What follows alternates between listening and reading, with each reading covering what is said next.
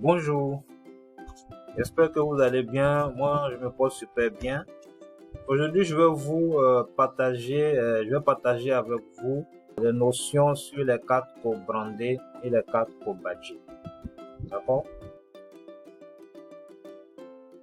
En fait, à l'issue de cette présentation, vous allez faire la part des choses entre la différence entre la carte co-brandée et la carte co-badgée. Et en fait, elle va vous permettre de connaître l'utilité de chacune de ces cartes-là. D'accord? On commence directement par la carte co-brandée ou encore appelée carte co-marquée. Qu'est-ce que c'est? En fait, à l'origine, en fait, c'est généralement des cartes de crédit émises en fait par un marchand de biens. À l'origine, c'était ça. Bien évidemment, aujourd'hui, c'est plus le cas. On a effectivement des cartes de débit également co-brandées qui sont sur le marché. Et ça se fait en fait en partenariat avec un émetteur ou un réseau de cartes. D'accord? Et la particularité en fait de ce type de carte là, c'est qu'elle intègre les logos d'au moins deux entreprises partenaires. C'est-à-dire soit le marchand avec la banque ou bien le marchand avec les réseaux. Ou bien en fait les trois. D'accord, les trois logos. Donc, c'est une carte qui fait la promotion des marques ou des produits des partenaires. Et la carte est utilisable partout en fonction en fait de l'opérationnalité du système de paiement. D'accord? Voici en fait l'exemple d'une carte co-brandée. Ce qu'il faut noter, comme on l'a dit, donc au moins deux logos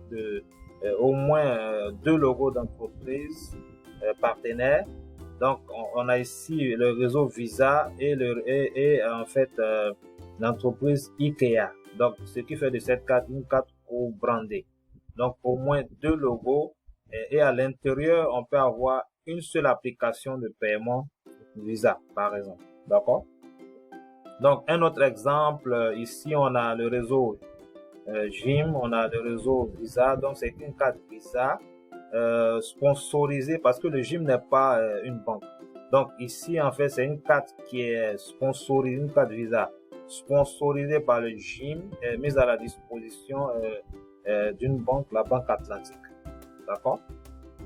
Et c'est une carte qui peut opérer en régional, dans la zone UEMOA comme à l'international également. Partout, le réseau Visa est accepté. D'accord? Maintenant, revenons un peu sur les acteurs en fait, qui permettent l'émission de ce type de carte-là. Donc, comme on l'a dit, c'était à l'origine, c'était les grands magasins et surtout en fait les compagnies aériennes qui en fait ont commencé à émettre ce type de carte en collaboration avec les réseaux. D'accord, les réseaux Visa et Mastercard, quoi. Donc ici, les stations de service. Donc, comme deuxième acteur, comme on l'a dit tout à l'heure, c'est une institution financière qui émet déjà des cartes de crédit et de débit, par exemple. Et ça peut être également un réseau, comme on l'a dit, un réseau de paiement. Comme exemple, ici, de réseau, en fait, donc on a American Express, Discover, on a GIM, on a Visa et Mastercard. C'est une carte qui est pratique parce qu'elle peut être utilisée partout en fait où le réseau, le système de paiement est accepté. D'accord? Et les différents avantages qui sont disponibles avec cette carte-là, c'est des remises qui peuvent être faites, d'accord, des cashbacks pour les paiements en ligne. D'accord? Il y a différents points de service aussi, points de vente qui sont mis à la disposition des porteurs. Et il y a possibilité également de faire des livraisons gratuites. Tout ça, en fait, pour pouvoir fidéliser les clients et en fait se faire une grande plus-value. D'accord? Donc, exemple de carte co-brandée Visa, on a ici cette carte-là. Donc, le logo Visa est là et Amazon qui est là. D'accord? Une autre carte co-brandée Mastercard. Donc, le logo Mastercard est à ce niveau. Et on a, par exemple, le logo de l'institution partenaire qui sera à ce niveau. D'accord? Troisième exemple, donc une carte co-brandée Mastercard avec le logo en fait de l'institution de la compagnie aérienne qui est à ce niveau. Donc, une carte co-brandée. Maintenant, passons à la carte Kobadje. D'accord?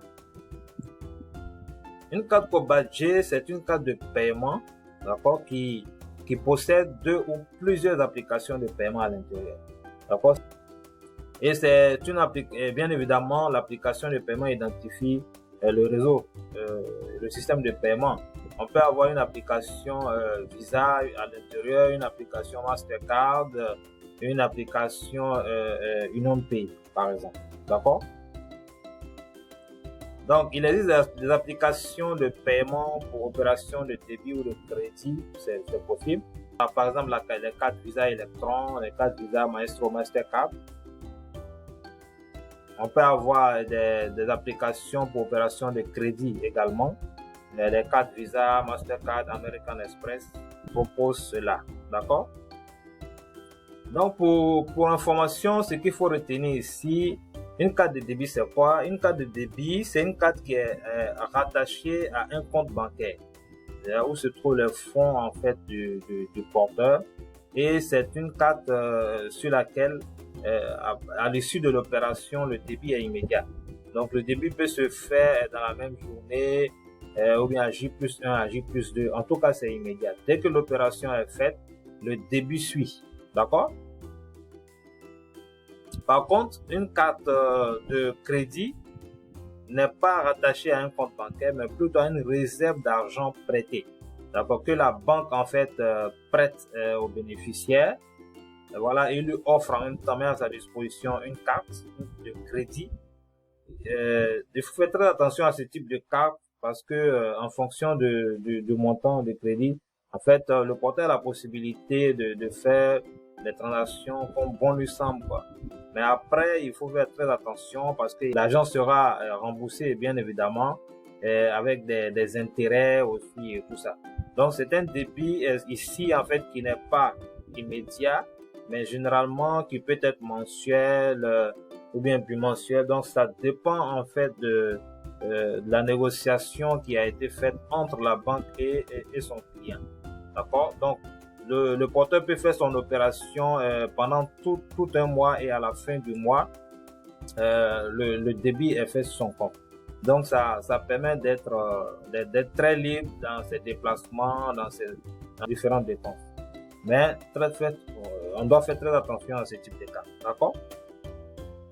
Par exemple, après une opération, lorsqu'on veut, le porteur veut par exemple payer, lui propose par exemple plusieurs modes de paiement, soit avec son compte bancaire, soit avec une carte Kobadje, une débit, d'accord, ou avec un paiement en online. Donc voici un autre exemple de carte Kobadje. Ici on a le réseau Visa, et on a la banque ICC Bank, d'accord, et en fait le marchand Amazon. Donc, à l'intérieur de cette carte, il y aura en fait l'application Visa et l'application de ICC Bank. D'accord? Un autre exemple ici, en fait, on a le réseau MIR et le réseau UnionPay. Donc, une carte pour brander UnionPay et MIR. MIR, c'est en fait le système de paiement de la Russie. D'accord? Maintenant, voyons les exigences du terminal selon en fait les spécifications UMV par rapport à ces différents types de cartes. D'accord? Il faut dire que UMV offre la possibilité aux terminaux d'accepter une ou plusieurs applications de paiement. Maintenant, si le terminal supporte une seule application, qu'est-ce qui va se passer? Le porteur n'aura pas de choix à faire à ce niveau. Donc, le terminal va utiliser en fait l'application disponible, l'application qui est directement disponible et qui est commune à la carte et le terminal pour pouvoir poursuivre la transaction. Maintenant, si le terminal supporte plusieurs applications, en ce moment, le porteur peut choisir une application disponible, d'accord, pour faire l'opération.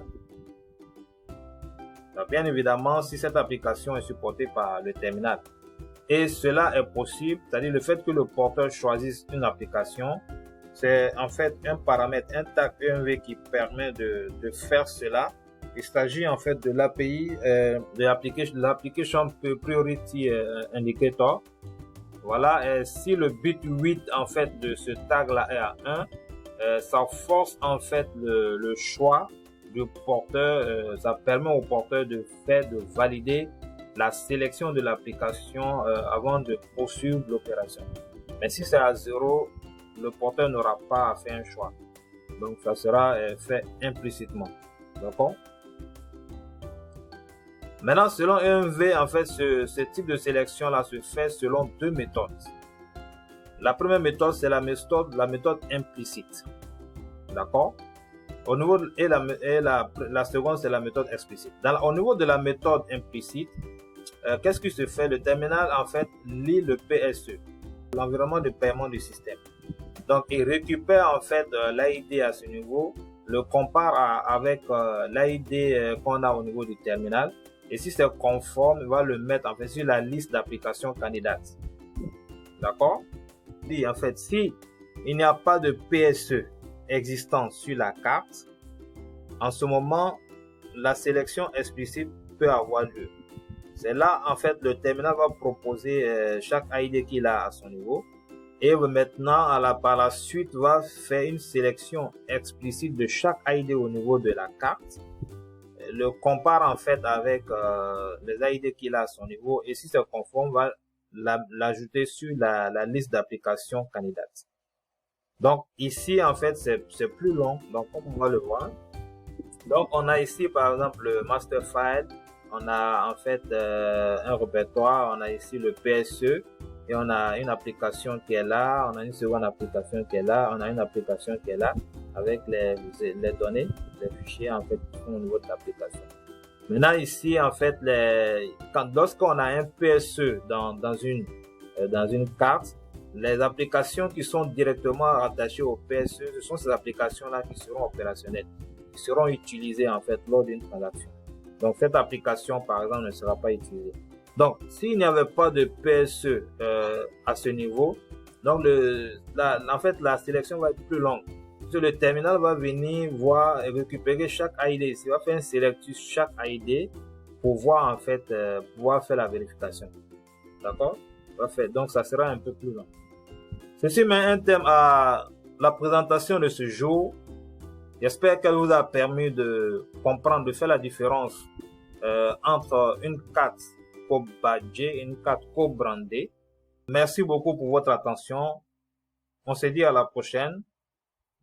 Bye.